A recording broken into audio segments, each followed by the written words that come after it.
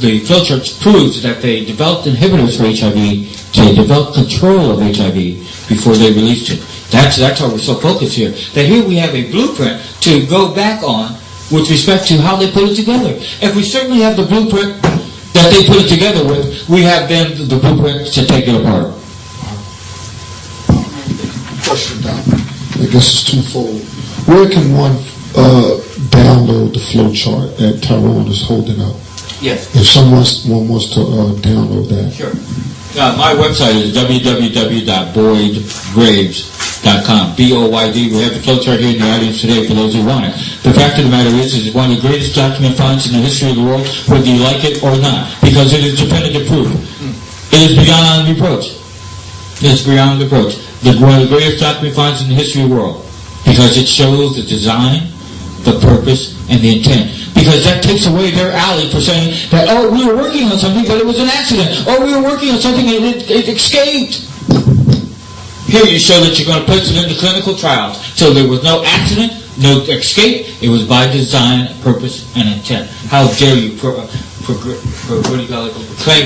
that yourself as the greatest democratic constitutional government in the history of the world, while at the same time you've got a Nazi-esque, Hitler-esque program in the back room aimed at the purposes of depleting the black populations of the world. That this is the whole story, whether you like it or not. If you want to debate the issue, come on. But you've got to go through the evidence, you've got to go through your own government documentation before you can get to me. And before you can even get to me, you've got to go through my, maybe perhaps I said yesterday, 30 scientists and medical doctors, maybe it's 45 or 50, who have reviewed some of these progress reports and can tell you definitively. If we review this federal program, we will solve AIDS. If Asbury Park in New Jersey is going to lead in this direction, you have an opportunity before you to help and assist us in saving ourselves. One more question, Doc, and you alluded to it with your 30 scientists. How have you been received, though you've been around the world, how have you been received by quote-unquote black leaders in the mainstream or from the religious, from the economic realm, entertainers? How have you been received by black leaders from these different fields that could draw attention even more to this area? Because Asbury Park, though we're a small city, we're going to fight, but sometimes you need that entertainer, a la Magic Johnson. Sometimes you need that political figure, a la Barack Obama. You know, sometimes you need a spiritual figure, a la Jesse Jackson, to help bring attention. Minister Farrakhan. Yeah. How have you been received by black leadership in your quest to expose that? You know, and I appreciate that question. Because in my world, in my heart, it takes all of us.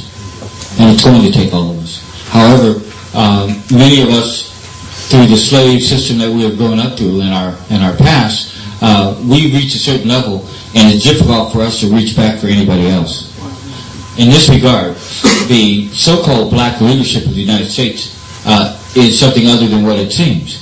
That anyone can be episodic and grab a microphone when somebody else has done something, just as we saw recently with this Don Imus kind of scenario. And then you see us come out of the woodwork from a black leadership perspective. But it's a reflection of what the larger society, the white society, feels about black people, is that black people are episodic. And so therefore you can inject into black people and into their thinking events which distract them from the other events that are going on. So we are clearly being distracted here, as we have pointed out in a number of fashions here. They're in the back rooms every night making up some stuff. And we're from the TV with our feet up. Everything, and as I mentioned last evening, that, we're in the boat of religion. However, the waterfall is dead ahead. We're in the boat of religion, so the waterfall is dead ahead. And in that regard, the effort here, as you mentioned, to get the word out is just so very important. But what we find from a black leadership perspective is that king of the mountain syndrome, that they're on top, the Sharptons, the Jacksons, with the exception of Minister Farrakhan, who I've had dinner with on 2 separate occasions, whose, as I have shared with him, that his rhetoric is not hollow, that indeed there appears to have been a master plan aimed at your detriment. And it appears to show itself as we look at the sequential history of the development of AIDS, which is also on my website under the timeline. And we take it back as to exactly what they were doing and when they were doing it. And the case in point would be getting away from the where's our entertainers, where's our celebrities. We're trying for Oprah, we're trying for a number of other things. We've tried for Magic Johnson. All we can do is turn over the rock, and if it's hollow, it's hollow. We find that the entertainment and the black leadership rocks are hollow, that they indeed have got their own pockets filled to the detriment of you and I. I don't believe that they represent my interests, because if they represented my interests, they would be right here, right now, with these black leaders. Right here, right now. Here is a federal program that answers why your brother has died, answers why your sister has died. Here are the experiments and the contracts, and they would want to review this special virus program. But yet, there is nothing but silence from that which we call black leadership. Nothing but silence. And that's a challenge to you as well. And I'll tell you what happened to the black ministry, because we always look to the black ministry for their bravado, for their input, for their wisdom, for their leadership. When this first began, it was white homosexuals who were dying in this country, correct? White homosexuals. So we heard the bravado from the black ministry then, God's wrath, because it fit. It fit in order. Service, promiscuous white homosexuals dropping dead. That's a good thing. So we find. Now it's black women dropping dead. The number one group of HIV and AIDS today. I don't hear a peep from the black ministry. Where are you at today? Come on. Where are you at today? Come on. You see, they twisted you. They led you to believe that it was a gay disease, and that God gets rid of them kind of people. Well, no black woman I know is gay. Not a single black woman I know. So how are black women the number one group coming down with HIV and AIDS? And I'm begging on the table for a reason, to wake you up. Where's our black ministry today? And if you have value with what you believe and you believe in truth, then stand up. Because here you have the evidence of a government that has faked you out time and time again. And these documents don't lie. You review them, you will see the experiments on black people. You will see the experiments on black women. You will also see the experiments, which I don't have to mention, which I'm mentioning lately, of the breast cancer experiments. Why this rat symbol on the program, the progress reports, why the rat symbol has significance, because in the DNA of female breast cancer are rat breast cancer cells. Now where do they come from? How does the black woman have rat cells in her blank body? So the further questions come out. How does a black woman have rat cells? How does a white woman have rat cells?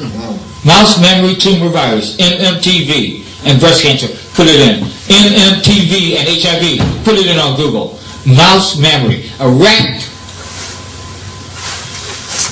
breast disease. Mouse memory tumor virus. MMTV. So these are the further questions that we're going to demand that they answer.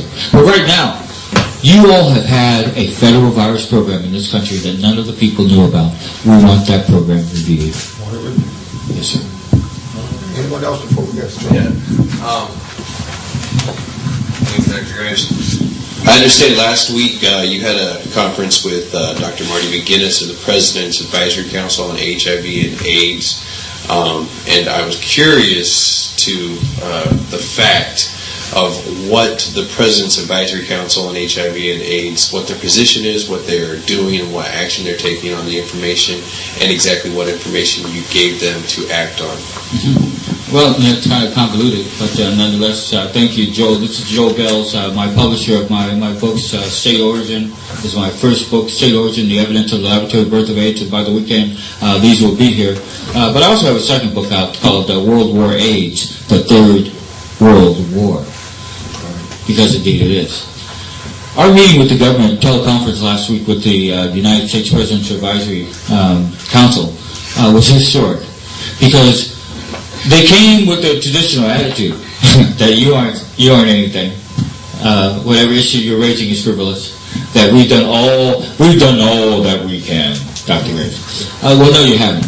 And the whole conversation changed last week when we got into this issue of how about the patented cure? How about the cure for AIDS? And they were unaware. Here you have the President's Advisory Council unaware of their own U.S. patented cure that's been on the shelf for the last 10 years. How unacceptable. And that really changed the tenor of the conversation last week with the government. We're looking forward to this outswell here in Asbury Park in the New Jersey area to extend now into the next week as we go back to the United States government and ask for the follow-up as we proceed to get them to do their own job, and that is begin the clinical trials of your own cure.